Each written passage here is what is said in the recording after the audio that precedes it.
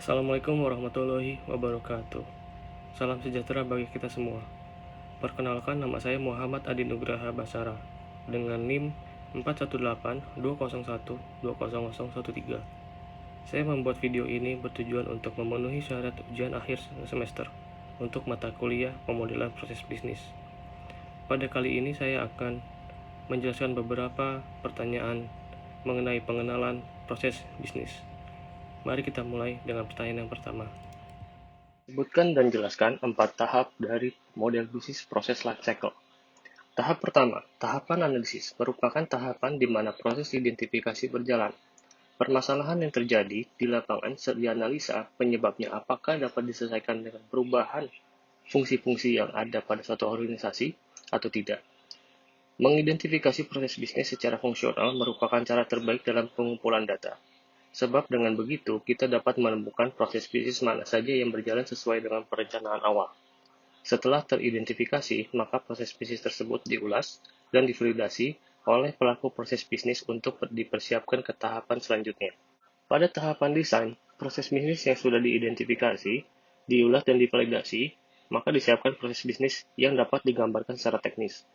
Namun, pada tahapan ini, tidak hanya para pelaku proses bisnis saja yang terlibat, melainkan para stakeholder ikut dalam pembahasan pemodelan ini, sehingga dapat menghasilkan cara terbaik untuk menjalankan dan memodelkan proses bisnis tersebut. Hasil dari tahapan ini dapat berupa pemodelan bisnis yang dalam bentuk diagram atau notasi-notasi proses bisnis. Tahapan implementasi merupakan proses pengerjaan dari analisa dan desain yang sudah disepakati oleh para pelaku proses bisnis dengan stakeholder. Implementasi mencakup pembangunan proses bisnis baru, pengujian proses bisnis, pengkajian proses bisnis, sampai di titik di mana para pengguna dapat menerima perubahan proses bisnis. Dalam hal ini disebut juga user acceptance. Selain itu, tahapan implementasi juga menguji dari sisi fungsionalitas dan sistem yang sudah dikembangkan. Tahapan monitoring merupakan proses pemantauan terhadap proses bisnis yang sudah diimplementasi ke dalam organisasi, yang bertujuan untuk mendapatkan timbal balik atau feedback dari perubahan yang sudah dijalankan. Apakah proses bisnis yang sudah diterapkan ini berjalan sesuai dengan analisa awal, sesuai dengan pemodelan, dan sesuai dengan tahapan uji coba? Biasanya, pada tahapan ini menggunakan sarana bantuan berupa perangkat lunak, sehingga memudahkan para pelaku proses bisnis untuk mendapatkan data yang diinginkannya.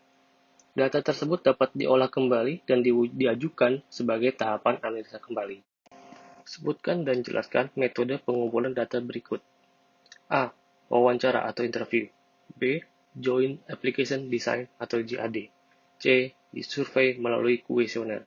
Wawancara adalah suatu percakapan langsung dengan tujuan-tujuan tertentu dengan menggunakan format tanya jawab yang terencana. Joint Application Design adalah untuk menyingkat waktu sekaligus biaya yang diperlukan dalam wawancara, meningkatkan mutu hasil informasi yang diperoleh, menciptakan identifikasi lebih banyak pengguna dengan sistem informasi baru, sebagai hasil proses-proses yang partisipatif. Survei melalui kuesioner adalah suatu daftar yang berisi dengan pertanyaan-pertanyaan untuk tujuan khusus yang memungkinkan penganalisis untuk mengumpulkan data mengenai sikap, keyakinan, perilaku, dan karakteristik dari orang-orang utama di dalam organisasi, serta pendapat dari responden yang dipilih. Jelaskan definisi Critical Path Method atau CPM, bagaimana cara kerja CPM jika digambarkan menggunakan Activity on Node atau AON, dan Activity on Arrow AOA. Critical Path Method atau CPM adalah teknik untuk menganalisa jaringan, kegiatan, atau aktivitas-aktivitas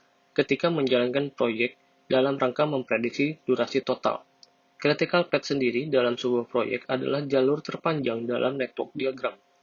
Critical path didapatkan dari sebuah diagram jaringan atau network diagram yang memperlihatkan hubungan dan urutan aktivitas-aktivitas dalam suatu proyek.